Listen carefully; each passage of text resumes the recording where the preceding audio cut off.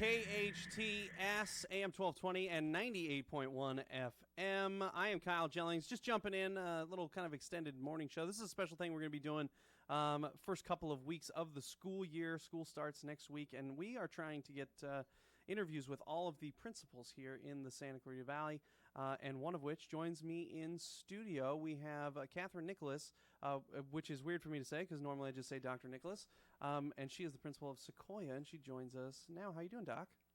Should I call you Doc? No, Catherine is good. I'm not going to call you Catherine. So you worked with my wife. My wife works at Canyon. You left, I think, because of her, right? Was that the reason you left? Are you kidding me? I love Paula. So you were a VP at Canyon. Actually, Yes. I'll let you tell the story. What is your background? Where are you from? We want to learn more about. The goal of this is not only we're going to learn about Sequoia and some of your goals for this year and stuff like that, but what is your background? Where are you from? Where did you go to school? What teaching background? Did you always want to do administration? Let's go through all of that. So where did you grow up, Dr. Nicolas? Well, I grew up in Laguna Hills, Okay. California, and I moved to Santa Clarita when my first daughter was 1, so in 1988. Okay. So just after cityhood, you got over here. Yes. Yeah. So, and were you teaching at that time?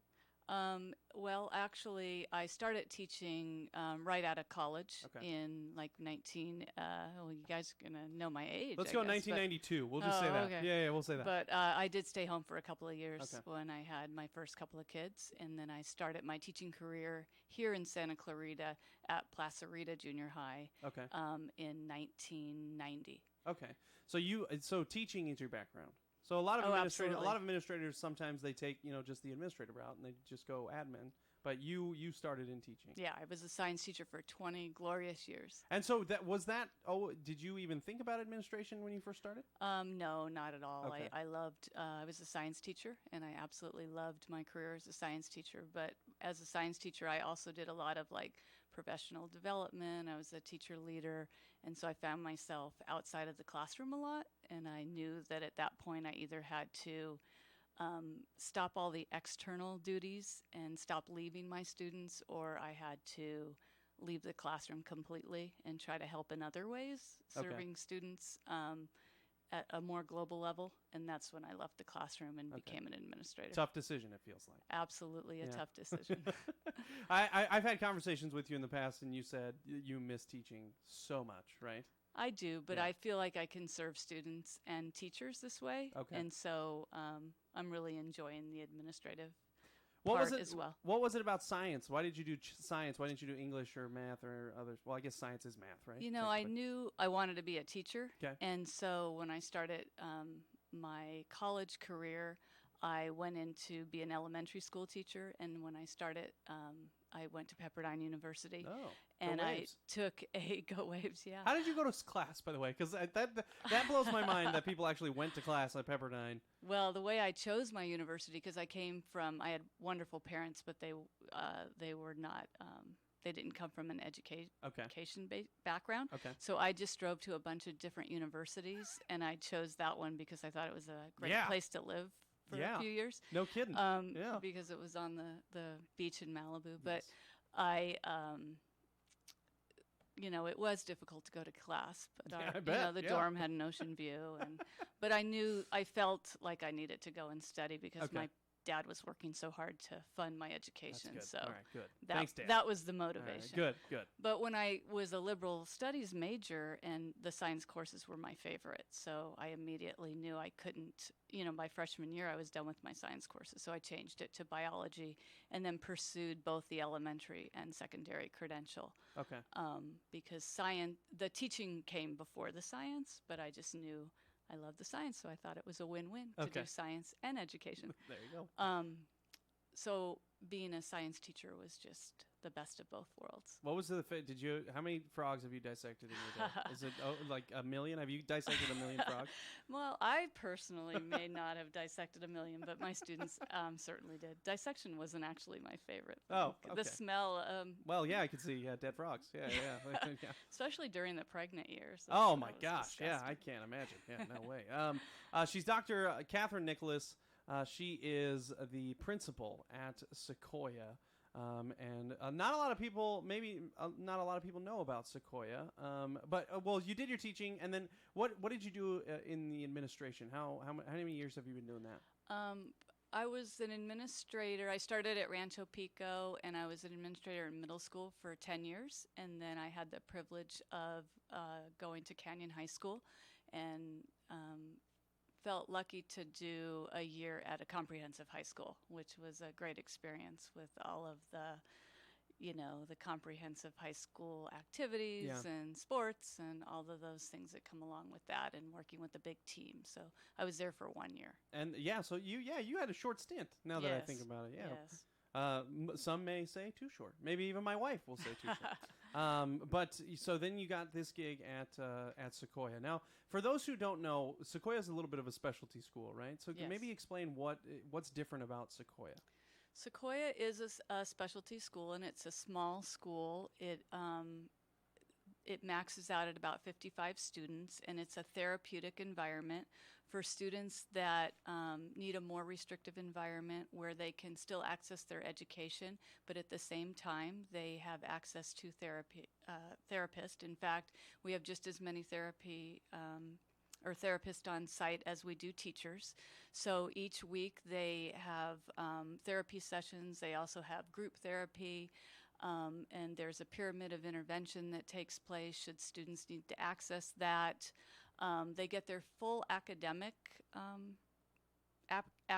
needs met there, but the school is a very small environment where students get to know each other, and it's a very nurturing environment.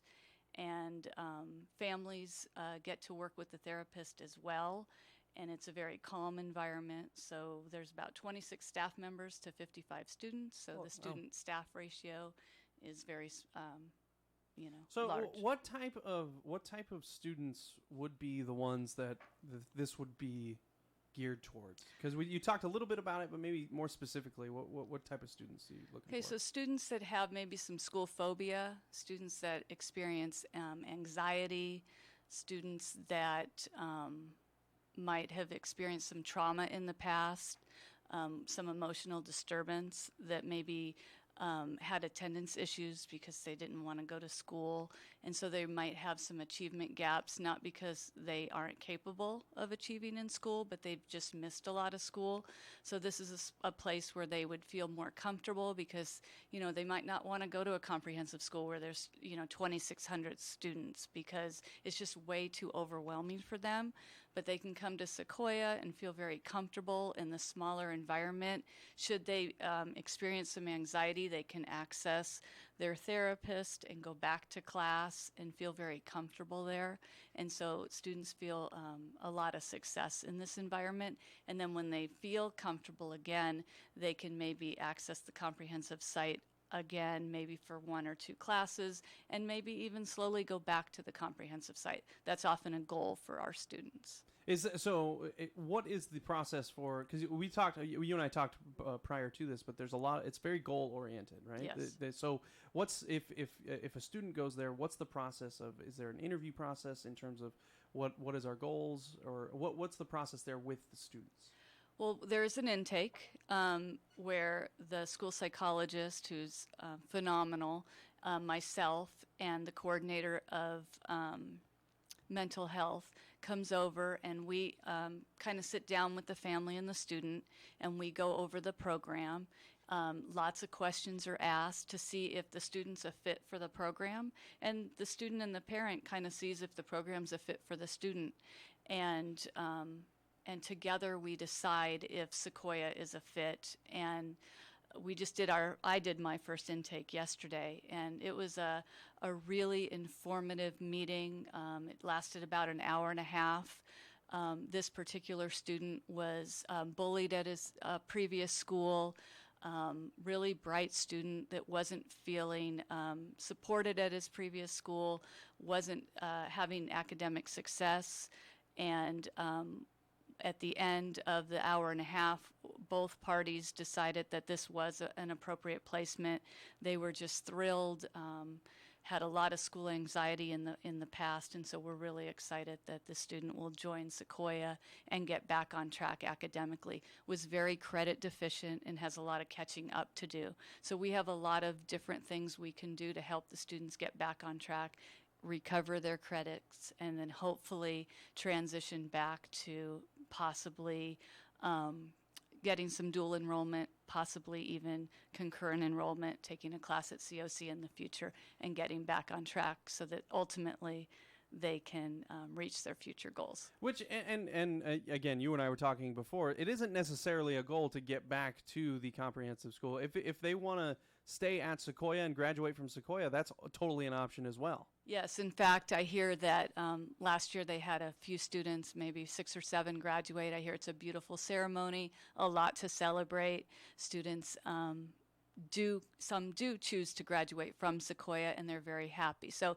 it's all very individualized, and I think that's one of the beautiful things about the site is every student is treated as an individual. They work on their individual goals, and every student might have different needs. For some students, they want a 100% Sequoia schedule. Others may want a blended schedule. Others may want to take a class at COC. Others may need a class in our home study program that's also housed on our campus. So nice. Every single student is treated as an individual, and their needs are met to meet their social, emotional, and academic needs. She's Dr. Catherine Nicolas, and she is the principal of Sequoia. This is her first year, so I want to end with this. What are maybe some of your goals? I kind of feel like first year, it's kind of a sit back and see what works, what doesn't, and then make some changes. But do you have goals in mind for this coming school year? Well, I think you're right. I think the previous principal, Brandy Davis, left the school in wonderful condition. I'm very blessed and grateful for that. So one of my major goals is to build relationships with the staff, the students, and the families, and continue the nurturing environment that's there, and also, help close those achievement gaps and support the students. Awesome. In the environment that's there for them. Dr. Catherine Nicolas, thank you for coming on. Always great seeing you. And we're excited for you to get the school year going at Sequoia. Quick break.